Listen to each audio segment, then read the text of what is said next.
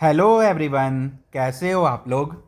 I hope आप लोग अच्छे होंगे और आप लोग की पढ़ाई भी अच्छी चल रही होगी। तो जैसा कि आप लोगों को पता है कि 72nd का जो बीपीएससी होने वाला है, 72nd बीपीएससी, उसका भी नोटिफिकेशन आ चुका है। तो बिल्कुल चांस है कि जो एग्ज़ाम है हमारा वो जुलाई में कंप्लीट हो जाना है, प्रीलिम्स का एग्ज़ाम। तो अब बिल्कुल जो भी क्या हमें पूरा फोकस क्या हो जाना है, जो भी लोग एग्ज़ाम देने वाले हैं वो बिल्कुल ही क्या प्रीलिम्स फोकस्ड हो जाएं। क्योंकि देखो नो डाउट जो लेवल ऑफ एग्ज़ाम है वो इंक्रीज़ हो चुका है। और इसका हम लोग एग्जांपल देख सकते हैं एईडीओ के जो भी पेपर हुआ था उससे रिलेटेड, कि बिल्कुल जो यहाँ पे लेवल ऑफ क्वेश्चंस होंगे वो अच्छे होने वाले हैं। तो देखो जो भी अगर आप बीपीएससी जब भी आप मतलब क्वालिफाई करना चाहते हो तो इसमें कुछ कुछ जो है ना इंपॉर्टेंट सब्जेक्ट्स होते हैं, जिसमें कि आप सबसे पहला देखो तो सबसे पहला आप देखोगे तो हमारा क्या साइंस हो जाता है, कि साइंस का थोड़ा वेटेज यहाँ पे अच्छा पूछा जाता है क्वेश्चन। सेकंड आप देखो तो सेकंड आपका हो जाएगा क्या, बिहार स्पेशल एक हमारा हो जाता है सेक्शन, जिससे हर साल क्वेश्चन आते ही आते हैं। फिर आप इसी तरह तीसरा देख लो तो तीसरा आप देख सकते हो जियोग्राफी, जियोग्राफी से भी अच्छे खासे क्वेश्चन होते हैं। और फोर्थ आप देखोगे तो एक तरह से क्या करेंट अफेयर। देखो ये बोलने को करंट हो गया, अब ये पूछते तो पुराना ही है तो इसको करंट बोलना बेकार है, पर ठीक है। ये चार आप थोड़ा सा इंपॉर्टेंट इस पर फोकस रख सकते हो। बाकी देखो जो पॉलिटी हो गया, ठीक है, पॉलिटी, देन आप क्या मॉडर्न हिस्ट्री, मॉडर्न हिस्ट्री से भी बहुत ही इंपॉर्टेंट क्वेश्चन पूछते हैं। तो ये बिल्कुल अभी तक तो ऐसा देखा गया ये दोनों सेक्शन बिल्कुल ही ईजी रहते हैं। मेन हमारा जो टारगेट क्या होता है, तो मेन आप देखोगे तो साइंस सेक्शन, साइंस सेक्शन ना थोड़ा सा मतलब चैलेंजिंग हो जाता है। क्यों? क्योंकि देखो जो भी साइंस लिए थे वो जनरली क्या होते हैं, 12th तक हमने पढ़ा था। उसके बाद से बिल्कुल ही बायोलॉजी, केमिस्ट्री, फिजिक्स से मतलब कि उतना मतलब कनेक्शन रहा नहीं, तो थोड़ा मुश्किल होता है। और इसमें भी खासकर आप देखोगे तो बायो से बिल्कुल ही समझ में नहीं आता है कि कैसे तैयारी करें। और तो इसलिए ना थोड़ा चैलेंजिंग पार्ट हो जाता है हमारा साइंस को कंप्लीट करना। तो इस वीडियो में ना हम लोग क्या करते हैं ना कि सबसे पहले तो जो एईडीओ का एग्ज़ाम हुआ है, हम लोग देखते हैं कि ये क्वेश्चन जो भी पूछे गए थे ये सॉल्व कैसे हो सकते हैं। इसका हम यहाँ पे एक बार सोर्स देखते हैं कि क्या हमें सोर्स रखना है। क्योंकि देखो जो एईडीओ का क्वेश्चन है वही लेवल मुझे लगता है कि 72nd में भी होना चाहिए। तो जो सोर्स यहाँ पे पूछा गया वही सोर्स हम 72nd में भी रखते हैं। तो एट द एंड हम क्या पूरा डिस्कशन करते हैं, फिर हम देखते हैं कि हमें सोर्स क्या रखना चाहिए बायोलॉजी के लिए हमारे लिए, ठीक है। तो हम यहाँ पे क्या एईडीओ को क्वेश्चन को सॉल्व करते हैं। और कुछ कुछ ना यहाँ पे ट्रिक्स भी देखेंगे कि कैसे क्वेश्चन को सॉल्व किया जाता है प्रीलिम्स में। क्योंकि देखो एक लिमिट तक आप नॉलेज से क्वेश्चन सॉल्व कर सकते हो, उसके ऊपर आपको थोड़ा सा मतलब कह सकते हो तिरंबाजी लगाना पड़ता है। तो इस वीडियो में हम लोग वो डिस्कस करते हैं। और एट द एंड हम लोग देखेंगे कि हमारा सोर्स क्या रहना चाहिए एट द एंड में, ठीक है। तो चलिए शुरू करते हैं। तो देखो जो सबसे पहला हमारा क्वेश्चन है वो क्या है, विच of the following statement is और ट्रू अबाउट विटामिन B12, ठीक है। B12 से यहाँ पे कौन कौन सा यहाँ पे ट्रू स्टेटमेंट पूछा गया है। तो देखो ये तो जो पहला स्टेटमेंट क्या है, it is also known as cobalamin, ठीक है। तो देखो अगर आप नॉर्मल भी अगर आप घटना चक्र पढ़े हो गए, ठीक है, अगर आप घटना चक्र अच्छे से क्वेश्चन सॉल्व किए होगे कंसेप्ट के साथ, तो ये आपको पता होगा, तो इसमें कोई दिक्कत नहीं होने वाला है। फिर उसके बाद से देखो जब कोबालामाइन कहा गया है तो ऑब्वियस सी बात है इसमें कोबाल्ट है, तो यानी क्या कोबाल्ट एटम तो होना ही चाहिए, नाम में ही आपको दिख रहा है। तो ये भी ऑप्शन सही होना चाहिए। अब देखो तीसरा क्या कहता है कि इट कंसिस्ट ऑफ कोरिन रिंग। अब देखो ये मुझे बिल्कुल नहीं पता है, ठीक है, क्योंकि मैंने पढ़ा था घटना चक्र, मैंने वहीं से तैयारी किया था, बट मुझे ये नहीं आता। तो मैं क्या करूँ, इस क्वेश्चन को सॉल्व नहीं करूँ क्या? नहीं, मुझे हमें क्या रिस्क लेना ही पड़ेगा। अब देखो रिस्क कैसे लेते हैं, तो पहला में क्या है, only A is true statement, ठीक है, ये तो हमें पता ही है। सेकेंड आप देखोगे बी और सी आर ट्रू स्टेटमेंट। अब देखो सी के बारे में नहीं पता है तो अभी इसको छोड़ देते हैं। फिर आप देखो यहाँ पे डी स्टेटमेंट, देखो A and C are true statement. Again यहाँ पे सी है, हमें नहीं पता ये सही है नहीं, हमें इतना पता है कि ए और बी तो सही है ही। और ये देखो ना ये दोनों स्टेटमेंट किस में आ रहा है, हमारा सिर्फ सी वाले ऑप्शन में आ रहा है, ए और बी दोनों सही है। तो इस हिसाब से आप देखो कि अब जब दोनों यही सही है तो यहाँ पे सी भी आ रहा है, तो यानी कि हमारा आंसर क्या, एलिमिनेशन से आप देख सकते हो सी आने वाला है, जो कि A B C are true statement. तो इस तरह से क्या अब इस तरह से क्वेश्चन को सॉल्व कर सकते हो। और साथ ही साथ हमने क्या देखा कि इसका आप एक तरह से सोर्स क्या देख सकते हो, तो घटना चक्र ही रखना चाहिए हमें। मुझे लगता है कि घटना चक्र जिसने भी पढ़ा होगा इसको आराम से सॉल्व कर सकता है। तो एक क्वेश्चन हमने देख लिया कि ठीक है घटना चक्र से ये सॉल्व हो रहा है। और हमने यहाँ पे कुछ ट्रिक्स भी देखे कैसे सॉल्व करना है क्वेश्चन को, ठीक है। अब हम चलते हैं अगला क्वेश्चन। तो अगला क्वेश्चन देखो, which scientist work independently and reached a similar conclusion to Darwin, ठीक है। अब देखो ये बिल्कुल नहीं पता ये क्या क्वेश्चन है, हम ना यहाँ ऑप्शंस देखते हैं। अब देखो अगेन अगर आपने घटना चक्र अच्छे से पढ़ा है, आपने उसका कोई भाई मतलब जो भी क्वेश्चन है उसको लगाए हैं, तो आप देखो यहाँ से एलिमिनेशन आराम से कर सकते हो। जैसे मेंडल, मेंडल का नाम हमने सुना है, वो किससे रिलेटेड है, जेनेटिक्स से रिलेटेड है, ठीक है। देन देखो यहाँ पे वेरस जो है, ह्यूज द वेरस, ये इनका भी नाम हमने पढ़ा है, घटना चक्र में भी गिवन है, बहुत सारे क्वेश्चन है। ये किससे रिलेटेड है, तो म्यूटेशन से रिलेटेड है। तो बचता है ए और डी। अब देखो ए के बारे में भी क्या है ना, जीन लामार्क, इनके बारे में भी गिवन है, इनहेरिटेंस लॉ से ये मतलब कि रिप्रेजेंट करते हैं। तो आप एलिमिनेशन करके देख सकते हो हमारा आंसर क्या डी बचता है और इसका आंसर क्या हमारा डी ही है। अब देखो मैंने यहाँ घटना चक्र का स्क्रीनशॉट भी लगाया है। आप देखो फादर ऑफ मॉडर्न जेनेटिक्स के बारे में पूछा हुआ है मेंडल का। फिर आप इसी तरह यहाँ पे देखो who explain the evolution of life, यहाँ पे आप देखो लेमार्क के बारे में भी गिवन था। तो इस तरीके से फिर यहाँ पे आप देखो म्यूटेशन थ्योरी किसका थी, ह्यूज देवाइस का गिवन है। तो इस तरीके से आप देख सकते हो कि अगर आपने घटना चक्र थोड़ा सा ढंग से लगाएगा तो इस क्वेश्चन का भी आप आंसर आराम से सॉल्व कर सकते थे थ्रू एलिमिनेशन टेक्निक। तो सेकेंड हमने भी क्या देख लिया क्वेश्चन, ये क्या हमारा आराम से क्या घटना चक्र से सॉल्व हो सकता है। तो ये हो गया हमारा सेकेंड क्वेश्चन सॉल्व। अब हम चलते हैं अपना थर्ड स्टेटमेंट। तो देखो थर्ड हमारा क्वेश्चन क्या है, what is the correct order of stages in incomplete Metamorphosis in insect. तो अब देखो अगर आप देखो तो देखो अगर आपको नहीं भी आता है तो देखो यहाँ पे एक वर्ड है इनकम्प्लीट, ठीक है। इट मीन्स कि जो हमारा ए और सी है ना ये तो बिल्कुल नहीं होने वाला है आंसर। क्यों? क्योंकि यहाँ पे आप देखो ये पूरा स्टेज जो है वो कंप्लीट होता हुआ दिख रहा है आपको। तो यहाँ पे और यहाँ पे क्या बोला है इनकम्प्लीट, तो ये तो ए और सी तो बिल्कुल ही नहीं होने वाला है। आपका आंसर इसमें से क्या बी और डी दोनों में से कोई एक ही हो सकता है।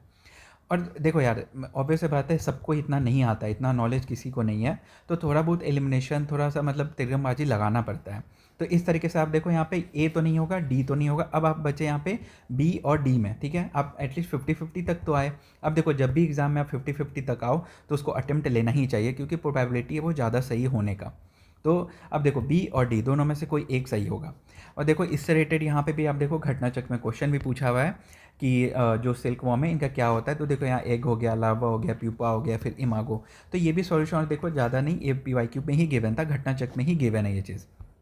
तो अब देखो यहाँ पे अगर तो आपको रिस्क लेना है तो आप बी और डी में ले सकते हो और इसका आंसर देखोगे तो डी है। बट ठीक है आप एटलीस्ट यहाँ पे 50-50 तक तो पहुँच पाए ना, बेस्ड ऑन क्या घटना चक्र के नॉलेज से अगर आपने ढंग से किया हो तो 94 में भी आप देखो हमने क्या यहाँ पे 50-50 तक रीच कर लिया। बाकी आप थोड़ा सा भी अगर ऐसे ना मतलब देखो जब भी अब देखो बी और डी में आपको एलिमिनेट करना ही है तो ऐसे में ना थोड़ा ना यूनिक चीज़ों पे ना थोड़ा फोकस रखना चाहिए। आप खुद ही सोचो बी और डी में देखो यूनिक क्या, नाइफ ना बहुत कम लोगों ने सुना होगा और लार्वा बहुत लोगों ने सुन रखा है। तो अगर मुझे जाना होता ना तो मैं थोड़ा यूनिक ऐसी चीज़ों को चूज़ करता हूँ। तो आप आराम से ना डी मतलब कि करना ही आपको तो डी पे टिक कर सकते हो बी और डी में भी, ठीक है। तो ये सब चीज़ आप थोड़ा सा ध्यान रख सकते हो। तो हमने क्या 94 भी देखा, ये जो क्वेश्चन है ये भी आप घटना चक्र के बेसिस के नॉलेज पे एलिमिनेशन कर सकते हो, ठीक है। देन आप देखो अभी यहाँ पे 87 हमारा क्या था, टेम्परेरी पैरासाइट। अब देखो ये तो बहुत ही नॉर्मल क्वेश्चन है। देखो पैरासाइट क्या होता है कि जो होस्ट पे डिपेंडेंट होते हैं, ठीक है, जो होस्ट पे डिपेंडेंट होते हैं और तो उनको क्या पैरासाइट्स बोलते हैं। अब देखो यहाँ पे क्या है कि यहाँ पे एक वर्ड आगे लग चुका है, वो क्या है हमारा टेम्परेरी, ठीक है, टेम्परेरी पैरासाइट। इट मीन्स क्या बहुत ही कम मतलब कि समय के लिए। तो अब देखो अगर आप ऑप्शंस पर होगे ना तो भाई ये देखो lives on the surface of host body, ठीक है, completes its life cycle inside the host, ठीक है, free living but become parasitic if opportunity arises.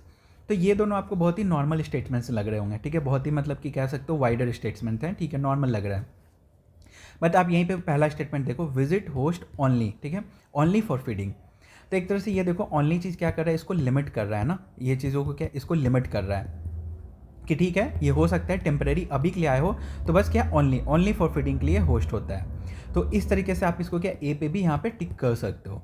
तो मतलब क्या हो गया कि आप देखो थोड़ा सा ना एलिमिनेशन तो लगाना ही पड़ता है ऐसे ऐसे क्वेश्चन में, अगर आपको एलिमिनेट करना ही है तो इस तरीके से सोच सकते हो कि टेम्परेरी है मतलब थोड़े समय के लिए। और हमारा पहला स्टेटमेंट ही ऐसा कुछ दिखा रहा है, विजिट्स ओनली फॉर फीडिंग, मतलब ठीक है बस विजिट करता है सिर्फ होस्ट के लिए करता है, तो हो गया टेम्परेरी। तो इस तरीके से क्या आप इसका आंसर क्या ए भी टिक कर सकते हो। तो ये हमने देखा ये भी एलिमिनेशन से आप इस चीज़ को सॉल्व कर सकते हो। देन हम चलते हैं यहाँ पे देखो अगला क्वेश्चन। तो अगला क्वेश्चन देखो यहाँ पे क्या था, फ्लूइड यहाँ पे mosaic model of plasma membrane was propose by. अब देखो इसमें ना हमें क्या हमें को क्या हमारे मतलब कि हमें क्या पता होता है, तो हमें सी ऑप्शन के बारे में पता है, जो रॉबर्ट हुक थे वो सेल थ्योरी गिवन थे और जो ए थे वाटसन और क्रिक वो क्या डीएनए गिवन थे। तो अब ए और सी तो बिल्कुल ही नहीं होगा, अब बचता है यहाँ पे बी और डी, इन दोनों में से कोई एक चीज़ हो सकता है। तो अब देखो अगर आप देखोगे ना तो ऐसे क्वेश्चंस में क्या करना है, आप यहाँ पे भी अगेन 50-50 में आ चुके हो। अब देखो यहाँ पे ना थोड़ा सा मैं आपको वेग लग सकता है ये चीज़, बट देखो ये तो नहीं रहा, ये तो नहीं रहा। अब आपको अगर आपको लेना ही है मतलब कि थोड़ा रिस्क, तो देखो बी और डी में आप क्या लोगे। तो एक चीज़ हमेशा ध्यान रखो ना, देखो इसमें क्या लेना है हमें, तो ना ऐसे देखो कि रोबोटसन और सिंगर निकोलसन में कौन बड़ा है। तो इसमें देखो स्टेटमेंट वाइज आप देखोगे तो बी थोड़ा लेंदी है, डी थोड़ा सा छोटा है। तो ना अगर एग्ज़ाम में मैं क्या करता हूँ ना कि मुझे लगता है, मैं ऐसा सोचता हूँ कि यार एग्जामिनर जो भी पेपर सेट करते हैं या ठीक है जो भी ऑप्शंस देते हैं वो क्यों इतना मेहनत करके इतना लंबा स्टेटमेंट लिखेंगे। ठीक है, जब हमारा ए कट चुका है और सी कट चुका है, बी और डी में देखो, तो इतना लंबा स्टेटमेंट क्यों देने का? यहाँ पे आप एक ही नाम दियो रॉबर्टसन, यहाँ पे आप दो दो नाम दियो सिंगर एंड कोल्सन। तो मुझे अगर अटेम्प्ट करना होता ना तो मैं शायद यहाँ पे बी लेता, अगर अटेम्प्ट करना ही होता तो ऐसे तो शायद मैं इसको छोड़ने की पहले कोशिश करता है, बट अगर मुझे लेना ही है तो थोड़ा सा गेस वर्किंग सही रखते हुए मैं यहाँ पे बी पे जाता कि यार इतना एफर्ट क्यों करेंगे, जो भी यहाँ पे सेटर होंगे वो भी ऐसे ही कुछ यहाँ पे सिंगल नाम दे देते हैं, जैसे यहाँ हुक दिए हैं रोबोटसन, तो यहाँ पे भी सिंगल दे सकते थे। तो इस हिसाब से मैं इसका आंसर क्या बी करता, और इसका आंसर बी ही है। ठीक है, mosaic model of plasma membrane कौन दिया है? सिंगर और निकोलसन दिया है। तो इस तरीके से हमारा इस क्वेश्चन भी यहाँ पे थोड़ा सा मतलब एलिमिनेशन करके सॉल्व हो जाता है। देन आप चलो यहाँ पे 79, तो 79 देखो फुलम के बारे में है, और ये बिल्कुल ही घटनाचक्र से इजी क्वेश्चन है। अगर आप थोड़ा सा भी पढ़े होगे तो आपको पता होगा कि ऑस्मोटिक प्रेशर से ही यहाँ पे चीज़ होते हैं। तो ये तो बहुत ही ईजी क्वेश्चन है, इसमें कोई एलिमिनेशन का नीड भी नहीं है, ये बीओडी नॉलेज बेस्ड क्वेश्चन है। देन आप चलो यहाँ पे देखो अगला क्वेश्चन। अब देखो कैसे क्वेश्चन को छोड़ने होते हैं। अब देखो ये क्वेश्चन जो है ना इसको बिल्कुल ही छोड़ देना है, इसमें कोई भी गेस वर्क नहीं है, इसमें आप कर भी नहीं सकते हो जब तक कि आपको आइडिया नहीं है कि इसका आंसर यूरासिल है।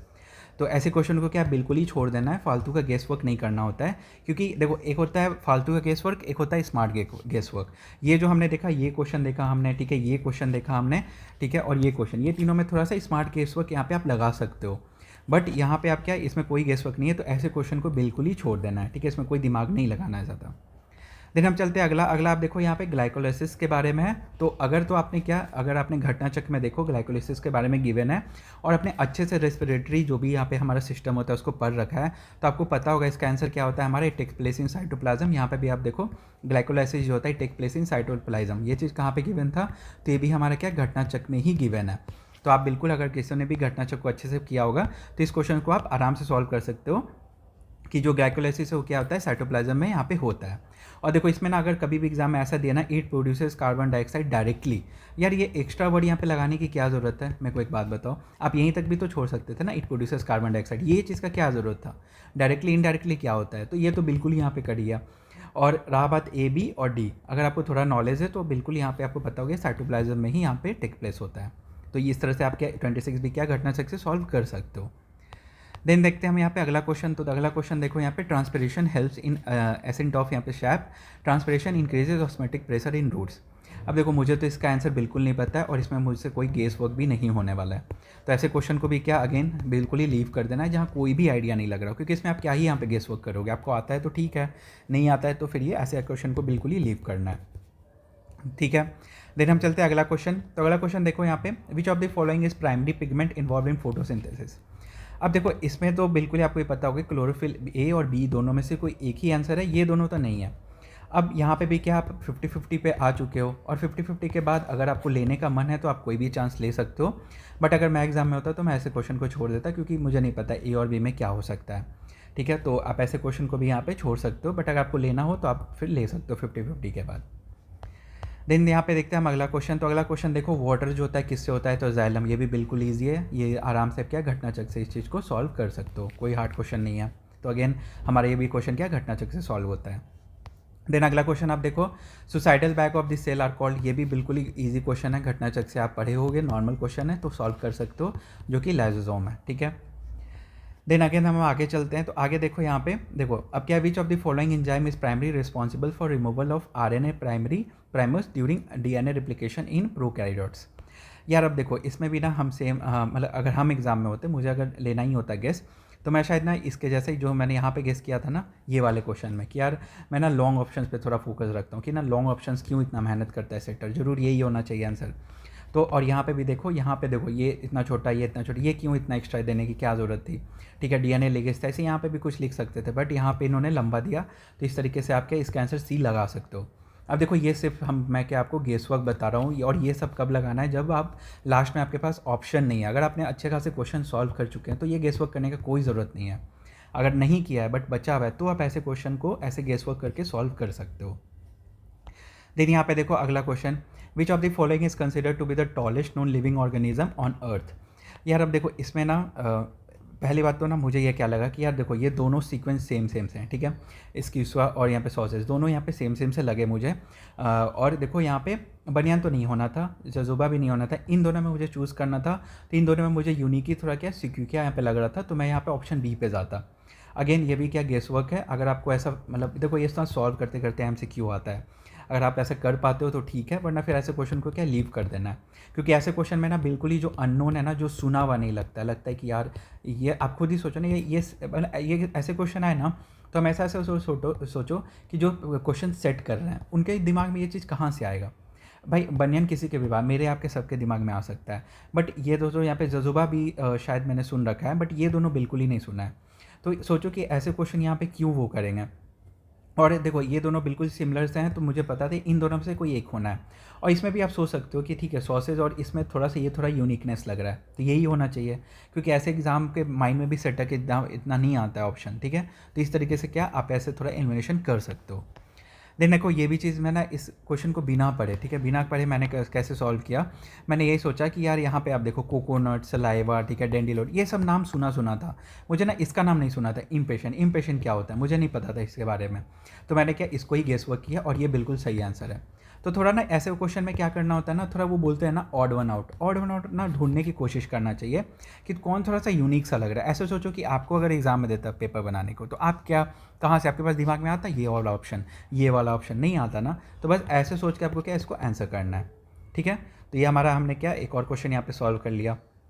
देन देखो अगला देखो 56। अब देखो ऐसे तो ना पहले नज़र में आप बिल्कुल इसको सोचोगे ये तो नहीं सॉल्व होना है, बट आप देखो यहाँ पे plants are also associated with the colonial और ब्रिटिश रूल, ठीक है, ब्रिटिश रूल की बात है, और ये लिंक है हमारा some of the revolt in Indian soil. Choose one, कौन सा इसमें से सही है। तो एक बार बताओ यार, अब यहाँ पे ये चीज़ क्या कह रहे हैं कि जो प्लांट, ठीक है, प्लांट की बात हो रहा है, और साथ ही साथ आप बोलो रिवॉल्ट। तो आपको पता होगा हमने इतना हिस्ट्री पढ़ लिया, हमारा जो भी रिवॉल्ट है मेनली किससे रिलेटेड था, इंडिगो रिवॉल्यूशन, इंडिगो रिवॉल्ट था, दो बार हो चुका था, उससे ज़्यादा भी हुआ है। तो क्या यहाँ पे आप देखो इन सारे ऑप्शन में देखो देखो ये तो काट दो, ये काट दो, ये दोनों सबसे लंबा दिखा, तो पहले तो आप यहाँ तक पहुँचो, ठीक है, जैसे मैंने आपको टेक्निक, अब देखो ये टेक्निक हर जगह लग रहा है, ये देखो ये दोनों लंबा यहाँ तक आया, ठीक है। फिर इसी तरह आप यहाँ पे देखो जो हमने यहाँ पे देखा था ये दोनों देखो यहाँ पे, तो इसमें से भी एक ऑप्शन, तो ना थोड़ा ऐसे एलिमिनेशन करना सीखना चाहिए। फिर यहाँ पे आप देखो ये भी यहाँ पे लॉन्ग था, ये भी यहाँ पे लगा। तो अब देखो इसमें देखो इंडिगो में देखो यहाँ पे एक नाम आ रहा है इंडिगो, ठीक है, फेरा टिंकोटोरिया, ठीक है। तो ऑब्वियसली अगर आप एलिमिनेशन करके आराम से इस चीज़ को यहाँ पे लिमिट करके बी पे टिक कर सकते थे, क्योंकि यहाँ पे देखो इंडिगो इसमें ही आ रहा है नाम, बाकी कहीं पे नहीं आ रहा है, ठीक है, ये इंडिगो, ठीक है, दिस इंडिगो यहाँ पे नाम आ रहा है, तो आप आराम से बी पे टिक कर सकते हो, ठीक है। तो इस तरह से आप इसको भी यहाँ पे थोड़ा सा एलिमिनेशन करके सॉल्व कर सकते हो आंसर। देन यहाँ पे आप देखो the person is known as father of Indian botany, ठीक है। अब देखो इसका आंसर ना मुझे नहीं पता, मैं शायद इसको छोड़ देता, बट देखो अगर मैं अपना यहाँ पे लॉजिक लगाऊं तो वो इसके हिसाब से सी जाना चाहिए था, पंचतन महेश्वरी, बट इसका आंसर ये है नहीं, इसका आंसर है विलियम रॉक्सबर्ग। तो वही चीज़ है, देखो हर बार ये टेक्निक नहीं लगता, आपको ना थोड़ा सा रिस्क लेना पड़ेगा। अब देखो अगर आप रिस्क लेके चलते तो ऊपर के कितने हैं, अगर आप मान लो इसको भी एग्जाम में सही कर दो, तो एक क्वेश्चन ये आपने सही कर दिया, 2 क्वेश्चन सही कर दिया, देन आपने यहाँ पे 3 क्वेश्चन सही कर दिया, फिर इसी तरह आपने यहाँ पे आप देखोगे तो 4 क्वेश्चन सही किया, तो अब 4 सही किया, ठीक है, एक गलत हो गया, तो और आप ऐसे क्या, आप तो प्लस में ही हो ना, टोटल आप देखो तो टोटल तो आप प्लस में ही आ रहे हो। तो इस तरह से ना थोड़ा तो आपको रिस्क लेना पड़ता है, ठीक है। तो ये भी चीज़ थोड़ा ध्यान रखना है कि हमेशा ही नहीं लगेगा, बट हाँ आप ओवरऑल देखोगे तो पॉजिटिव में ही आप रहोगे। तो इस हिसाब से हमने ये भी यहाँ पे थोड़ा ट्रिक्स यहाँ पे देखा। देखो अब अगला देखो, अब यहाँ पे हु प्रपोज यहाँ पे drosophila as a genetic model organism. तो अब ये देखो ये भी चीज़ हमारे क्या घटना चक्र में यहाँ पे गिवन है। तो घटना चक्र से अगर आपने थोड़ा सा देखा होगा तो थॉमस एंड मॉन्गटन इनका नाम है, ठीक है। थोड़ा सा ये बट आप देखो ये रिसेंटली पूछा हुआ है, 2021 का ही क्वेश्चन है, और यहाँ पे आप देखोगे तो यहाँ पे इस चीज़ को गिवन है, इसका यहाँ पे आप देखोगे तो सॉल्यूशन भी है। तो ये दिखाता है क्या कि ये जो हमारा क्वेश्चन है, ये आप यहाँ से घटना चक्र से भी इस चीज़ को सॉल्व कर सकते हो अगर आपने थोड़े रिसेंटली के ढंग से क्वेश्चन लगाए हुए तो। देन अगला क्वेश्चन आप देखो यहाँ पे डीएनए में जो डबल हेलिक्स हमारा स्ट्रक्चर्स होता है वो कैसा होता है। तो या तो आपको ही पता है पैरेलल होगा या एंटी पैरेलल होगा, और इन दोनों में देखो अगर आपको थोड़ा नॉलेज है तो आपको पता होगा जो सीक्वेंस होता है ना वो सेम नहीं होता है, दोनों के सीक्वेंस अलग अलग यहाँ पे मैचअप करते हैं, ठीक है। तो इस हिसाब से हमारा आंसर क्या होना चाहिए इसका, एंटी पैरेलल। ये भी थोड़ा सा नॉलेज बेस है, अगर आपने पढ़ा होगा नॉर्मल नॉलेज तो इसको कर सकते हो। देन देखो विच of the following is not a Mendelian law of inheritance. Again ये भी देखो घटना चक्र में सीधा सीधा गिवन है कि अब देखो यहाँ पे 3 लॉ का गिवन था जिसमें कि ये वाला चीज़ नहीं है, तो इस चीज़ को आप यहाँ पे कट कर सकते हो। तो ये भी हमारा क्या नॉलेज बेस से सॉल्व आराम से आप इस चीज़ को कर सकते हो। देन देखो टाइप 1 इमीडिएट हाइपर सेंसिटिविटी। अब देखो ये वाले क्वेश्चन, इसमें क्या ही गेस वर्क करोगे, तो ऐसे क्वेश्चन को क्या करना है, हमें बिल्कुल ही छोड़ देना है, कोई गेस वर्क का इसमें नहीं है। अब आप सोचोगे कि यार ए ही होना चाहिए, ऐसा नहीं होता है, प्राइमरी ये तो ए ही होगा, ये ज़रूरी नहीं है। तो ऐसे मतलब कि फालतू के गेस वर्क नहीं करना है, जहाँ थोड़े लॉजिक थोड़े से लग रहा है आपको फील हो रहा है उसको ही अटेम्प्ट करना है आपको। तो ये हो गया हमारा एक क्वेश्चन। और देन आप देखते हैं यहाँ पे जूनोटिक डिजीज़, तो ये तो बिल्कुल ही ईजी क्वेश्चन है, नॉलेज बेस आप इसको सॉल्व कर सकते हो कि it is a disease shared between, ठीक है, एनिमल एंड ह्यूमंस। ठीक है, अब देखो यहाँ पे कैसे ये स्टेटमेंट्स को ना नेगलेक्ट भी यहाँ पे करते हैं। तो देखो इट स्प्रेड्स ओनली, ठीक है, थोड़ा सा नैरो हो गया तो काट सकते हो आप। It is a disease confined to wild species only, बिल्कुल गलत है। आपको क्या पता ये डिजीज़ बाहर चल जाए नहीं चल जाए, इतना तो नॉलेज नहीं है सबको, तो बिल्कुल ओनली लगा के आपने इसको लिमिट किया। फिर ये भी देखो ओनली थ्रू, नहीं बहुत सारे तरीके हो सकते हैं, तो ये भी यहाँ पे गलत हो जाता है। और अगर आपको थोड़ा आइडिया है तो ये ऑप्शन तो सही होगा ही होगा। तो इस तरह से हमने ये भी यहाँ पे क्वेश्चन सॉल्व कर लिया based on our knowledge and थोड़ा सा ट्रिक्स लगा के। फिर आप देखो यहाँ पे ये क्वेश्चन को मैंने कैसे सॉल्व किया। तो देखो यहाँ पे क्वेश्चन क्या है, ग्रीन गोल्ड, पूरे स्टेटमेंट पे इस पे फोकस रखना है, ग्रीन गोल्ड। तो देखो आपको पता होगा ना, तो कॉफ़ी, सैल, राइस, ये सब तो बिल्कुल नहीं है। ग्रीन गोल्ड मतलब क्या हो गया कि देखो एक तो यहाँ दिया हुआ इकोनॉमिक और साथ ही साथ इकोलॉजी। अगर आपको पता होगा ना तो बैम्बू जो होता है ना वो इकॉनमी और इकोलॉजी दोनों के लिए ही बहुत ही इंपॉर्टेंट है। तो अगर आपने थोड़ा सा इन्वायरमेंट को पढ़ रखा होगा तो आप वहाँ से इस नॉलेज को सॉल्व कर सकते हो आराम से, कि जो हमारा इकॉनमी और इकोलॉजी दोनों की बात हो रहा है तो बिल्कुल ये बैम्बू का ही बात होगा, और इसका आंसर क्या है, बैम्बू भी है। तो ये भी हमारे क्या नॉलेज के बेसिस पे आप इसको सॉल्व कर सकते हो। देन आगे आप देखो यहाँ पे कि होल ऑर्गेनिज्म जो होता है वो सेल से कैसे प्रोवाइड होता है। तो ये थोड़ा नॉलेज बेस है, ठीक है, अगर आपको आता है तो आप इसको सॉल्व कर सकते हो, वरना इसमें भी अगर सोचोगे वेजिटेटिव प्रोपागेशन तो नहीं, ये लंबा है तो ये होगा, नहीं ऐसा नहीं है। मैंने आपको हमेशा बोला है पहले आप अपना नॉलेज से बैक करना, ठीक है, पहले आप अपना नॉलेज लगाना, नॉलेज अगर नहीं लग रहा है देन आप ये सब ट्रिक्स पे जाना, ठीक है। अगर आपको नॉलेज है तो आप बिल्कुल ही पहले नॉलेज पे जाओ, ये सब उसके बाद का यहाँ पे स्टेप है जो भी ये ट्रिक्स वगैरह हैं। तो वेजिटेटिव प्रोपगेशन अगर आपने नॉर्मल भी पढ़ रखा है तो बिल्कुल ये चीज़ ऐसा नहीं है, होल ऑर्गेनिज्म ये चीज़ तो बिल्कुल नहीं आंसर होगा। अब आंसर ये 3 में होना है, तो अगर आपने पढ़ा होगा तो आई थिंक इसका आंसर बी है, मुझे ध्यान नहीं है, बट हाँ, तो ऐसे क्वेश्चन को कैसे डील करना आप यहाँ पे इस चीज़ को देख सकते हो। देखो यहाँ पे ये था यहाँ पे फिर लॉन्ग क्वेश्चन। अब देखो लॉन्ग क्वेश्चन में क्या है कि ना इन इक्वालिटी यहाँ पे मेजॉरिटी ऑफ एटीपी, ठीक है, दिस लंबा बहुत सारे स्टेटमेंट है। तो यार देखो मेरा तो क्या होता है ना, मुझे अगर स्टेटमेंट पढ़ के ऐसा लगता है ना कि कहीं से कॉपी है, ठीक है, मुझे ऐसा लगता है कि कहीं से कॉपी किया हुआ है, क्योंकि इतना तो दिमाग नहीं है जो भी सेट कर रहे हैं वो भी कहीं से कॉपी करके ही देते हैं। तो मैं क्या जनरली ऐसे क्वेश्चन में ना इसको बिल्कुल ही ए और दोनों सही ही मारता हूँ, और ना मोस्ट ऑफ द आंसर आप देखोगे तो इसका आंसर डी ही होता है। तो अगर आपको बिल्कुल नहीं आता, आपको पढ़ के लग रहा है सही लग रहा है, तो ना इसका आंसर डी मारो और सही भी होगा। देन आप देखो अगला लालजीत सिंह, ठीक है, और उनका क्या डीएनए फिंगरप्रिंटिंग। अब देखो इस तरह के क्वेश्चन को कैसे सॉल्व करना है। तो सबसे पहला यहाँ पे देखो डॉक्टर लालजीत सिंह के बारे में यहाँ पे स्टेटमेंट गिवन है। पहला स्टेटमेंट आप पढ़ो, तो doctor Laljit Singh is widely regarded as the father of DNA fingerprinting in India. तो अब देखो यार पहला स्टेटमेंट आपको नहीं लग रहा है कि ना बस लालजी को ना इनके बारे में बता रहा है। एक तरह से ये पहला स्टेटमेंट क्या है, इन्फो गिवन है, ठीक है, कि आपको इन्फॉर्मेशन दे रहा है कि भाई ऐसा ऐसा है, ठीक है, डीएनए फिंगरप्रिंटिंग से इनका रिलेशन है। तो बिल्कुल आप इसको नॉर्मल लग रहा है, सही लग रहा है, ठीक है, हो सकता है। सेकेंड आप देखो कह रहा है ही इंडिपेंडेंटली, ठीक है, खुद से इन्होंने इंडिपेंडेंटली इन्वेंटेड डीएनए। यार क्या पता किसी के साथ में उन्होंने, मतलब कि किसी का तो साथ लिया हुआ ना, बिल्कुल ही अकेले कैसे कर सकते हैं। मे बी अगर यहाँ पे ऐसा इंडिपेंडेंट लिखने का ज़रूरत ही क्या था, सीधा लिख सकता था ना ही invented the DNA fingerprinting, but फालतू का यहाँ पे एक इंडिपेंडेंट घुसाया, तो ये थोड़ा सा डाउटफुल लगता है यहाँ पे। देन थर्ड पर हो फिर से डीएनए फिंगरप्रिंटिंग के बारे में है कि ये रिसर्च जो है वो बिल्कुल अप्लाई हो सकता है हमारे वाइल्ड लाइफ कंजर्वेशन, ठीक है, एंसेंट्री स्टडी, टाइगर, बिल्कुल ये बिल्कुल सही लग रहा है, नॉर्मल स्टेटमेंट है। तो इस हिसाब से देखो ये सही लग रहा है मुझे, ये सही है, और ये बिल्कुल ये थोड़ा सा गलत लग रहा है। तो इसका आंसर क्या ओनली 2 होना चाहिए, और इसका आंसर ओनली 2 है भी। तो इस तरीके से ना आप चीज़ों को एलिमिनेट कर सकते हो जहाँ आपको एलिमिनेशन लग रहा होगा, ठीक है। तो थोड़ा सा ना एलिमिनेशन टेक्निक भी थोड़ा सीखना पड़ेगा बीपीएससी के लिए भी। देन देखो 7 में देखो यहाँ पे वही चीज़ है, देखो कितना लंबा स्टेटमेंट है, बिल्कुल लग रहा है कहीं से कॉपी किया हुआ है। अब देखो बिल्कुल चांसेस है कि ना कि बीच में कुछ स्टेटमेंट कर सकते हैं गलत, but most of the time ना इसका आंसर देखो वही चीज़ है कि दोनों सही होता है। और देखो यहाँ 2 हमने देखा, इसका भी इसका भी, तो दोनों में ही सही है, ठीक है। और देखो ये चीज़ ना आप देखोगे तो अगेन घटना चक्र में भी गिवन था, मैंने इसका स्क्रीनशॉट भी लगाया यहाँ पे, तो ये भी हमारे साथ घटना चक्र में गिवन है। देखो ये लास्ट क्वेश्चन। तो अब देखो लास्ट क्वेश्चन मैंने आपको बोला कि देखो अब ये आप बोलोगे कि बिल्कुल ही अननोन है, नहीं। अब देखो सीएफटी और कंपेनियन सेल, ठीक है, यहाँ पे भी आप देखो ईक्रोटिक है, और ये थोड़ा सा अननोन लग रहा है, अजीब सा स्टेटमेंट है, बट यहाँ पे देखो सीएफटी और कंपेनियन सेल ये थोड़ा सा नोन टॉपिक है। अगर आप बायो करते हो तो टिश्यू चैप्टर में जो प्लांट का टिश्यू होता है उसमें हम इसके बारे में पढ़ते हैं ज़रूर से, बट हाँ ये नो डाउट थोड़ा सा डीप में पूछा हुआ है। तो अब इसका आंसर क्या, आप बिल्कुल यहाँ पे जा सकते हो ए, अगर आपको कुछ भी नहीं लग रहा है, बट इसका आंसर क्या है, ऐसे बी है, बस यहाँ पे जो ऑकलोडिंग जंक्शन है ना ये नहीं होगा। तो बट ठीक है, अब देखो अब अगर आप एग्जाम में क्या करते हो, अगर आपने ये टिक कर दिया, आपने ये टिक कर दिया, ये टिक कर दिया, तो आपका इस हिसाब से 2 क्वेश्चन तो सही हो गया ना, एक ही गलत हुआ, तो 2 तो बस सही है ना। तो आप ऐसे भी क्या नेट ओवरऑल देखो तो पॉजिटिव में ही हो। तो इस तरीके से अगर आपको थोड़ा सा मतलब कि रिस्क लेना है तो आप बिल्कुल ले सकते हो।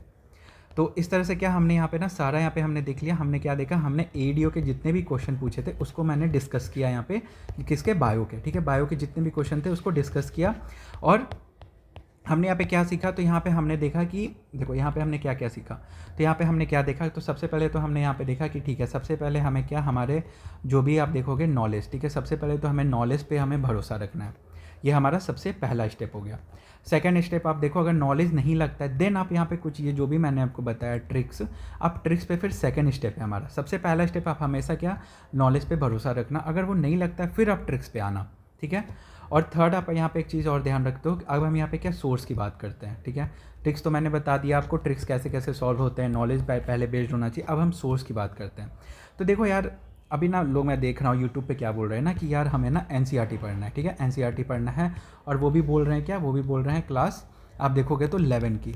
यार एक बात बताओ कि जो हमने 12th तक पढ़ाई किया ये सब चीज़, अभी बहुत सारे कॉमर्स के लोग होंगे, बहुत सारे यहाँ पे आप देखोगे तो आर्ट्स के स्टूडेंट हैं, वो लोग अब कहाँ से क्लास 11 का एनसीईआरटी यहाँ पे पढ़ेंगे, बिल्कुल समझ में नहीं आना। ये लोग क्या, बिल्कुल ही आप देखोगे तो नीट वाले बच्चे पढ़ते हैं, तो हमें बिल्कुल समझ में भी नहीं आना। और मुझे लगता है ना कि ये बस क्या, टाइम वेस्ट है, बिल्कुल ही टाइम वेस्ट है। मुझे नहीं लगता कि आपको इसके लिए क्या ये चीज़ पढ़ना चाहिए अभी। और अभी क्या, अभी जब एग्ज़ाम को इतने कम टाइम है, इंस्टेड ऑफ ना आपको क्या करना चाहिए ना, मेरे हिसाब से अगर मैं एग्ज़ाम देता तो ये करता कि मैं ना सबसे पहले क्या करता ना कि घटना चक को ना अच्छे से बना लो आप, एकदम होता है ना थोरोली, हर क्वेश्चन को अच्छे से, और मतलब कि क्वेश्चन को किसके, कंसेप्ट के साथ, जो उसमें कंसेप्ट गिवन है उसको समझते हुए बनाओ। मुझे लगता है सबसे पहला स्टेप तो यही होना चाहिए। और हमने देखा कि कितने क्वेश्चन यहाँ पे, जो हमने देखा, हमने कितने क्वेश्चन तो यहाँ पे घटना चक से ही सॉल्व किए हैं, जो नॉर्मल बेसिस पे क्वेश्चन थे। तो सबसे पहला तो यहाँ पे ये रखना है, घटना चक को आपको अच्छे से बनाना चाहिए। सेकंड आप देखो, अगर आपको एनसीईआरटी पढ़ना ही है तो मुझे लगता है ना आप क्लास 10th, ठीक है, क्लास 8 हो गया, 9 हो गया, 10, इनके आप एनसीईआरटी जो है ना साइंस के पढ़ सकते हो। इसके ऊपर जाना बेकार है। 11th का मुझे नहीं लगता पढ़ना चाहिए, उतना टाइम भी नहीं है ना आपको समझ में आना है। तो मुझे लगता है आप 8, 9, 10 का एनसीईआरटी पढ़ सकते हो। ये सेकंड स्टेप होना चाहिए। पहला आप पढ़ लो, यहाँ पे घटना चक्र बना लो, उससे आइडिया लगेगा। फिर 8, 9, 10 का आप एनसीईआरटी लगा लो, तो आपको बहुत सारा आपका जो बायो का बेसिक क्वेश्चन है ना वो सही होगा। क्योंकि देखो एग्जाम में क्या करना है ना, अगर तो मान लो 10 क्वेश्चन है तो 10 में से जो 8 क्वेश्चन होंगे वो ईजी होंगे, तो ये आपको सही करना है। ये 2 के पीछे नहीं भागना है, 2 के पीछे के चक्कर में ना आप फालतू के यहाँ टाइम दोगे। इससे अच्छा आप करंट अफेयर देख लो, इससे अच्छा आप यहाँ पे बिहार स्पेशल देख लो, इससे अच्छा आप जियोग्राफी पर फोकस कर लो, मॉडर्न हिस्ट्री देख लो, ठीक है। तो इस तरीके से ना थोड़ा आप स्ट्रैटेजी को फॉलो कर सकते हो। तो मेरे हिसाब से तो आपको क्या करना चाहिए, ये 2 चीज़ करना चाहिए। क्या, पहला तो आप घटना चक्र यहाँ पे करो अच्छे से कंसेप्ट वाइज, एंड सेकंड आपको लगता है तो 8, 9, 10 का एनसीईआरटी आप यहाँ पे पढ़ सकते हो।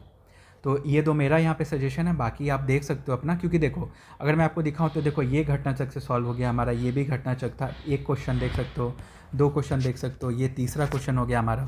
देन देखो फोर्थ तो ऐसे ही सॉल्व था, फिर देखो फोर्थ क्वेश्चन भी ऐसे ही हमने सॉल्व किया घटना चक्र से।